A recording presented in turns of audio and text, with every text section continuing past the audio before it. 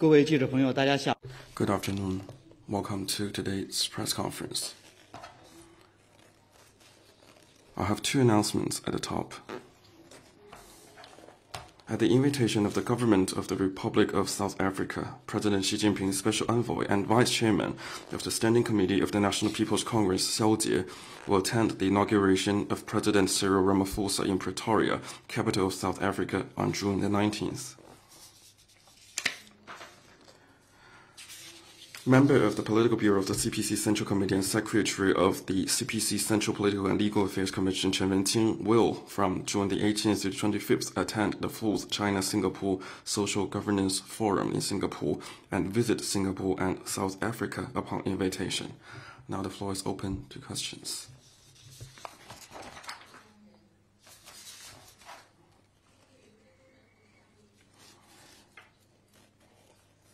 CCTV, what is China's comment on the re-election of Ramaphosa, and what is China's expectation?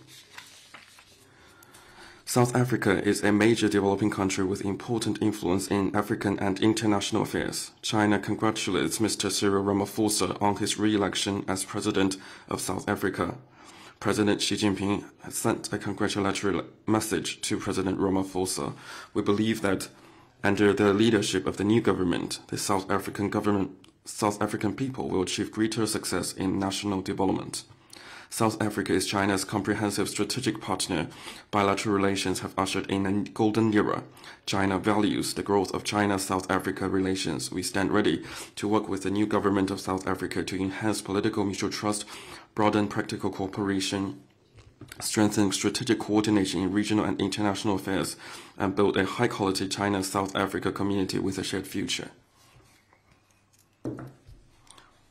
Next question.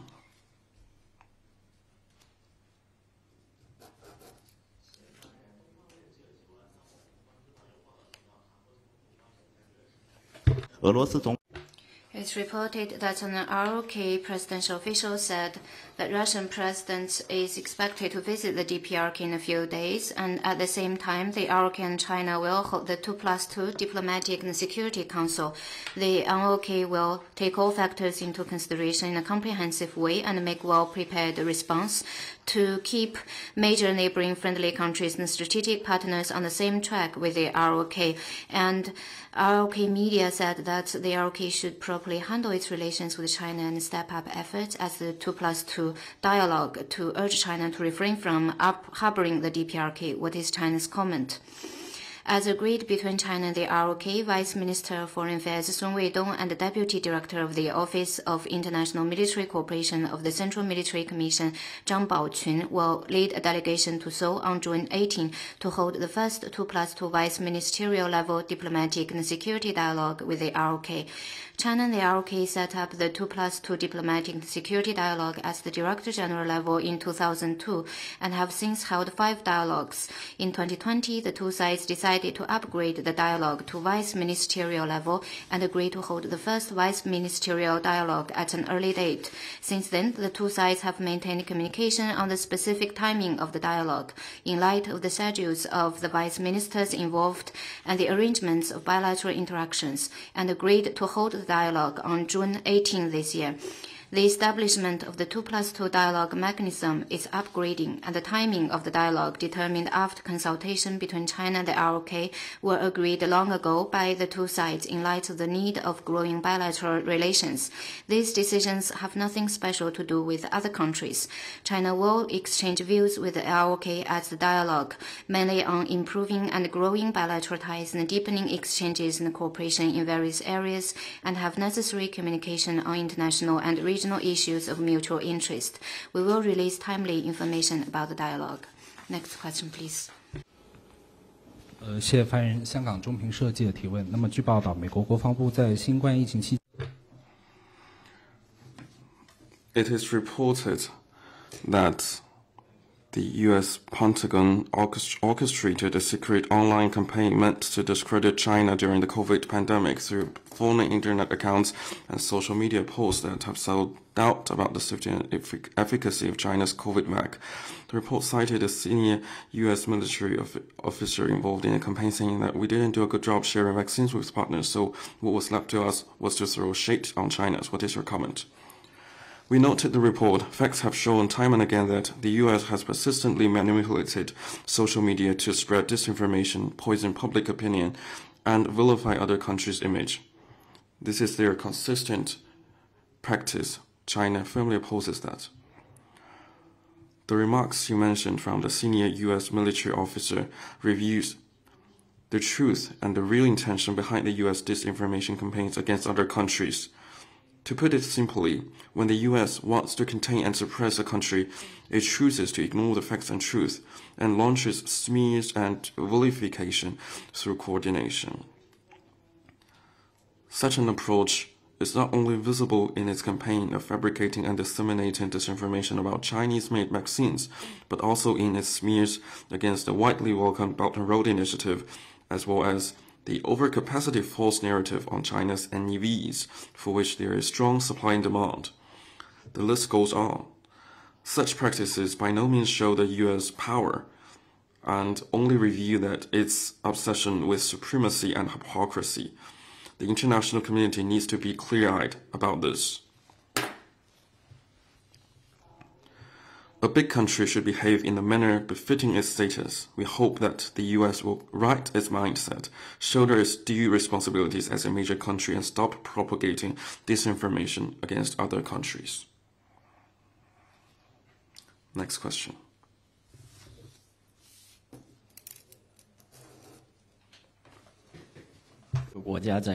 AFP yesterday, about 80 countries signed an agreement in Switzerland saying that Ukraine's territorial integrity must be the basis for any agreements with Russia, although China did not attend the conference. But can you share some views on this statement?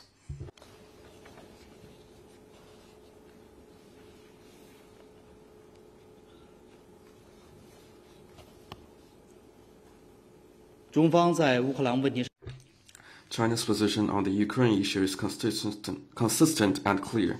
China has not attended this summit on peace and does not make comment on the joint statement communique of the summit. Next question, please.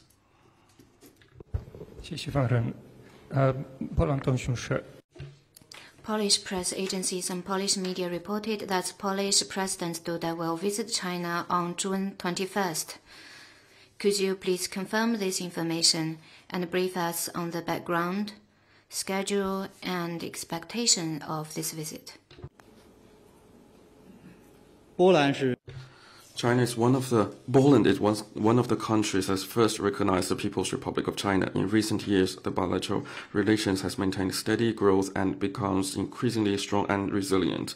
This year marks the 75th anniversary of China-Poland diplomatic relations. China is ready to maintain the momentum of high-level interactions with Poland, strengthen political trust, deepen mutually beneficial cooperation, and work toward greater progress of a China-Poland comprehensive strategic partnership at a new starting point.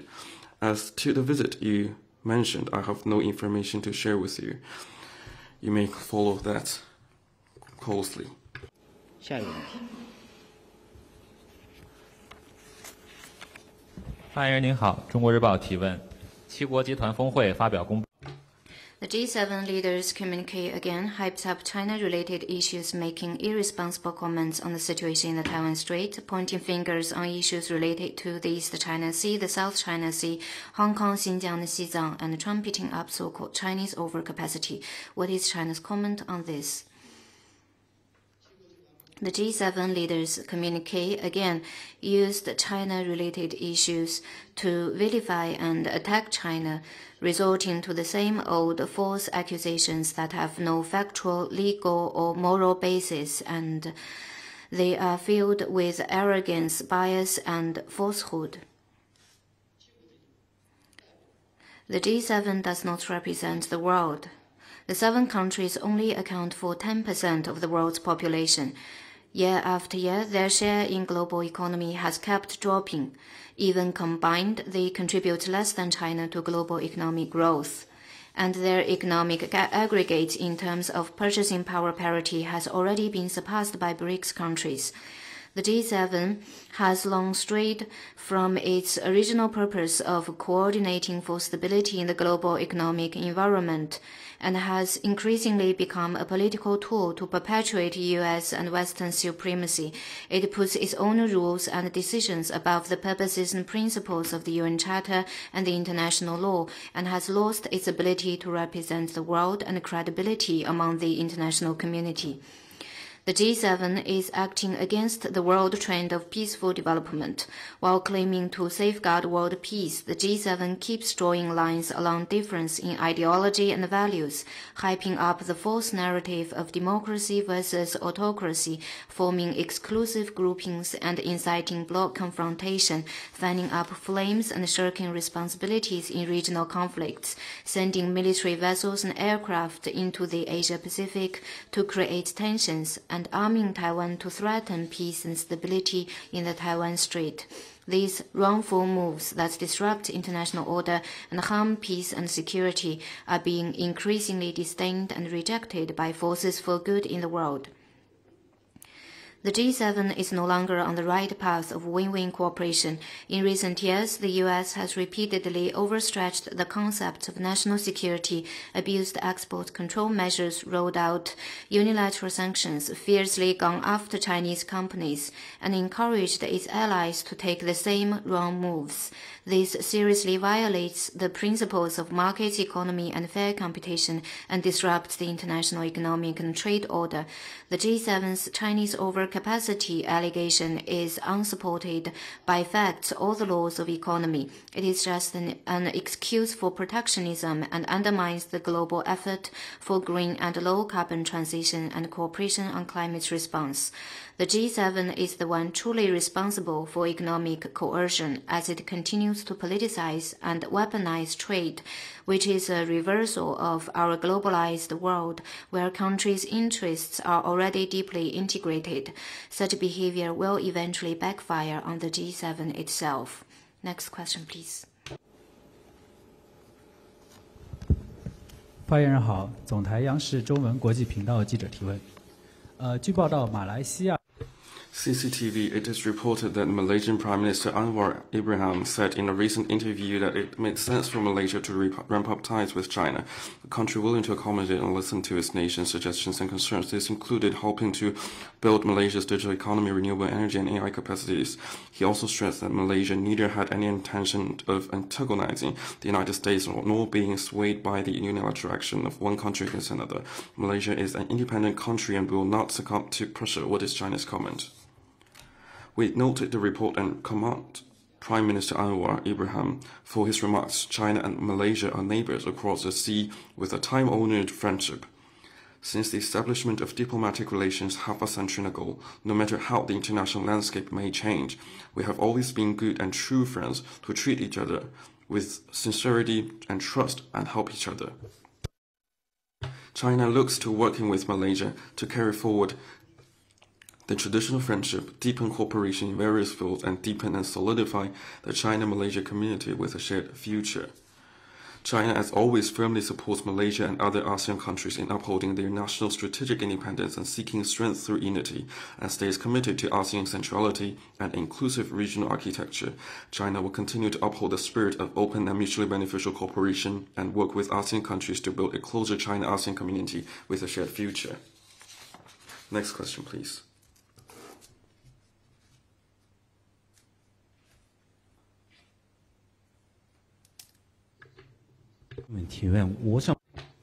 Nikki, I would like to ask a question about the Sweden's Stockholm International Peace Research Institute report published today. It is about the estimation of the number of nuclear warheads in the world.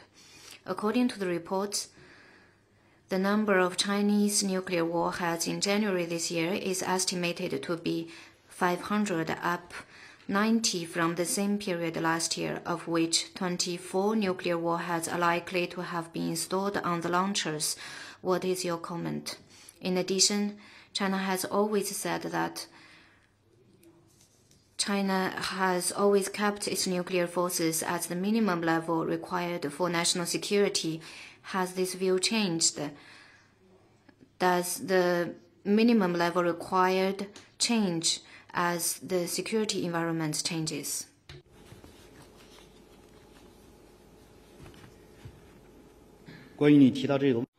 As to your question,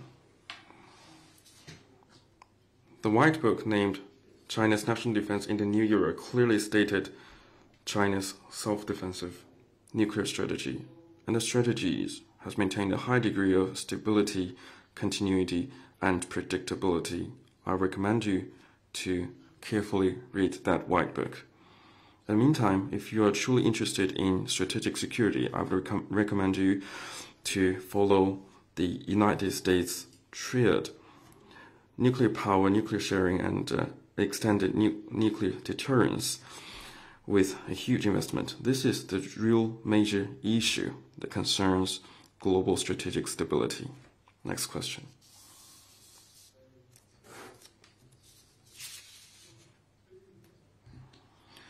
Shenzhen TV.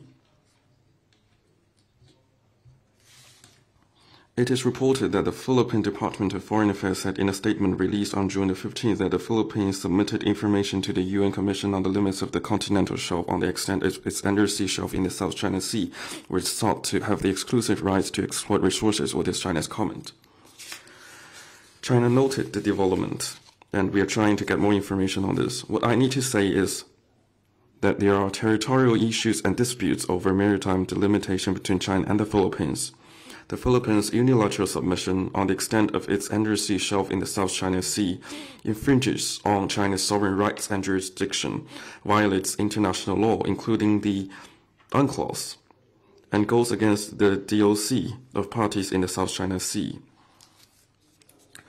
Pursuant to the rules of procedure of the UN Commission on the Limits of the Continental Shelf, the Commission should not consider or qualify the submission by the Philippines if it involves delimitation of disputed waters. Next question.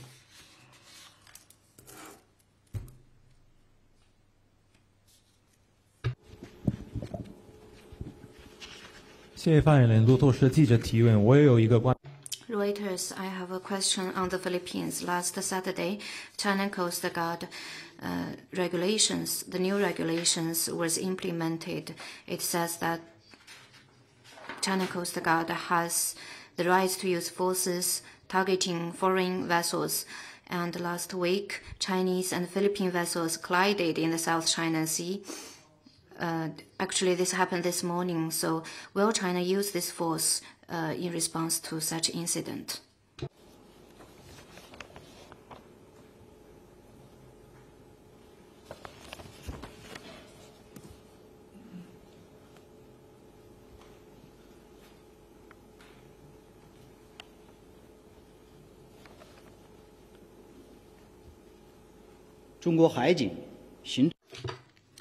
The implementation of China Coast Guard's administrative law enforcement procedures aims to standardize the CCG's administrative law enforcement procedures and better safeguard the maritime order. It is in line with international customary practices.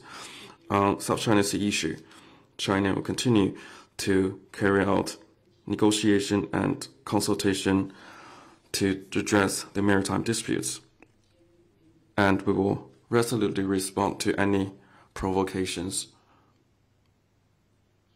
in the maritime area. I also want to point it out that on June the 17th, a resupply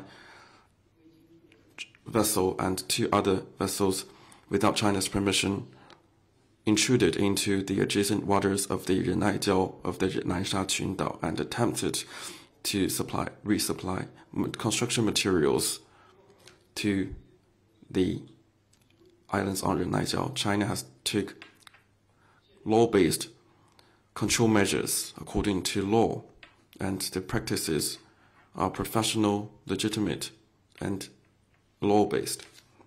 Next question.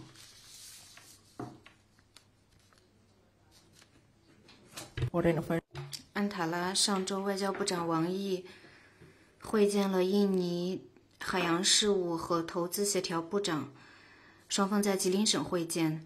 今年4月，两位部长在印尼举行了印尼中国高级别对话与合作机制会议。是什么事情如此的重要，以至于两位高级官员需要相隔1个月再次会面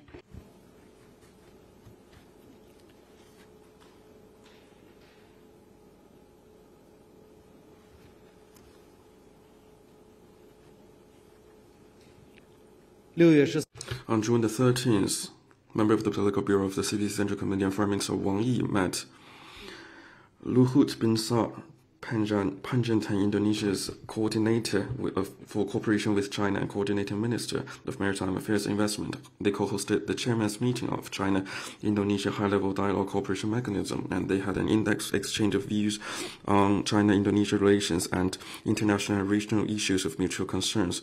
China has released a readout. Under the strategic guidance of head of state diplomacy, China-Indonesian relations has maintained a strong momentum of growth. The two sides have maintained close high-level interactions and deepened cooperation. The building of community with a shared future have made continuous progress. In this March, President-elect Prabowo made a successful visit to China, and late April, Mr. Wang Yi visited Indonesia and hosted the China-Indonesia High-Level Dialogue Cooperation Mechanism 4th meeting. 1 month after another meeting after 1 month once again reflects the high level of China-Indonesia relations. China is ready to work with Indonesia to maintain close high-level interactions, deepen practical cooperation, and make solid progress of building a community, China-Indonesia community with a shared future, and to better bring benefits to the two countries and two peoples. 你刚才提到中国海警的新规定，能否澄清一下，它适用于所有进入该海域的船只吗？包括所有的国际船只吗？还是只包括与中非双方之间发生冲突的船只？